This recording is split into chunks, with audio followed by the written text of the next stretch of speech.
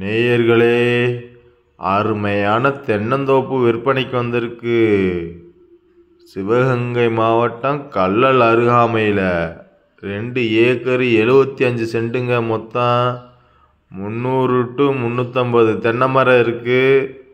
ஒரு ஏக்கரே 30 லட்ச ரூபா தான். அது போக இன்னொரு பெரிய ஸ்பெஷல் என்னன்னா, இலவச மின்சாரம், போரு, கிணறு எல்லாமே இருக்கு. பார்த்துக்கிறங்க. அப்படி ஒரு அருமையான தோப்பு. அதுபோக 4 மாமரம் இதெல்லாம் இருக்குது. இடையில சின்ன சின்ன பழம் வகையான கண்டுகள்லாம் இருக்குது.